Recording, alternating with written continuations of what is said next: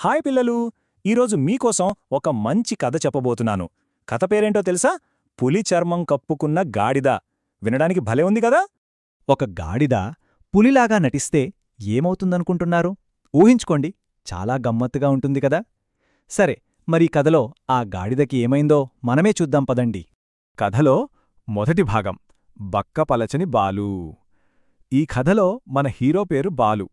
అదొక గాడిద. పాపం, ఆ బాలు కథేంటో విందాం. అనగనగా ఒక ఊరు. ఆ ఊళ్ళో రాము అని ఒక చాకలి ఉండేవాడు. అతనికి బాలు అనే ఒక గాడిద ఉండేది, పనిలో సహాయం చేస్తుండేదన్నమాట. అయితే రాము బాలుతో రోజంతా చాలా కష్టపడి పని చేయించుకునేవాడుగాని, అయ్యో పాపం దానికి కడుపు నిండా తిండి పెట్టేవాడు కాదు. అందుకే మన బాలు రోజురోజుకీ సన్నగా నీరసపడిపోయింది. ఇక మన కథలో రెండో భాగం, రాము ఉపాయం. తన గాడిద అలా నీరసంగా ఉండటం చూసి రాముకి ఒక భలే ఐడియా వచ్చింది. మరి ఆ ఉపాయమేంటో చూద్దామా? ఒకరోజేమైందంటే, రాము అడవిలోంచి నడుచుకుంటూ వెళ్తున్నాడు.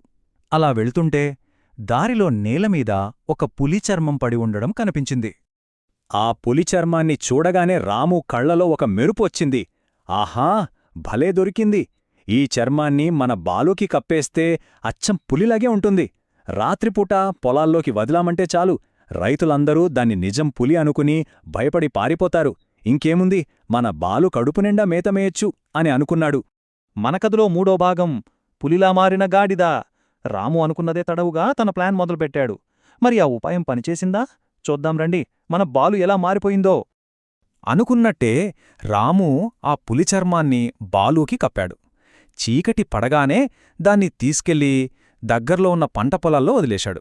ఇంకేముంది, పులివేషంలో ఉన్న బాలుణ్ణి చూసి రైతులు అమ్మో పులి అనే నిజంగానే భయపడిపోయి అక్కడుంచి పరుగో ఇక చూసుకోండి, బాలుకి పండగే పండగ. అడ్డు చెప్పేవాళ్ళెవరూ లేరు కదా. రోజూ రాత్రిపూట పొలాల్లోకి వెళ్ళి పచ్చని పంటను కడుపు నిండా తినేసేది. అంతే, కొద్ది రోజుల్లోనే ఆ బక్కపలచని బాలు కాస్త మంచి బలంగా, ఆరోగ్యంగా తయారైంది. అంతా ఇలా హాయిగా భలేగా సాగిపోతోంది అనుకుంటున్న టైంలో కథలో ఒక ట్విస్ట్ వచ్చింది. అసలు నిజం బయటపడబోతోంది. అంతా బాగానే ఉంది. కాని ఒక రాత్రి ఏమైందో తెలుసా? రోజులాగే మన బాలు పొలంలో హాయిగా మేతమేస్తోంది.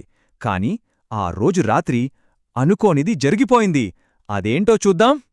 బాలు అలా మేస్తుండగా దూరంగా పక్క పొలంలోంచి ఇంకో గాడిద అరుపు వినిపించింది. ఆ అరుపు వినగానే బాలుకి ఎంత సంతోషం వేసిందంటే, తన స్నేహితుల్ని చూసినట్టనిపించింది.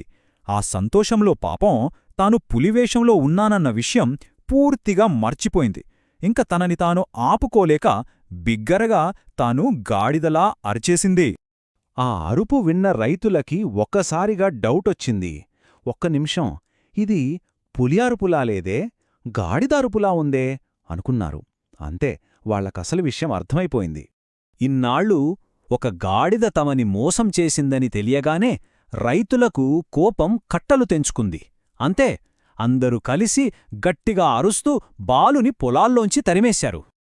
పాపం బాలు వాళ్లని చూసి భయపడిపోయి అక్కడినుంచి పారిపోయింది. చూశారా, తన ఒక్క చిన్న పొరపాటు వల్ల కడుపు నిండా దొరికే ఆహారాన్ని, ఆ హాయైన జీవితాన్ని అన్నిటినీ పోగొట్టుకుంది.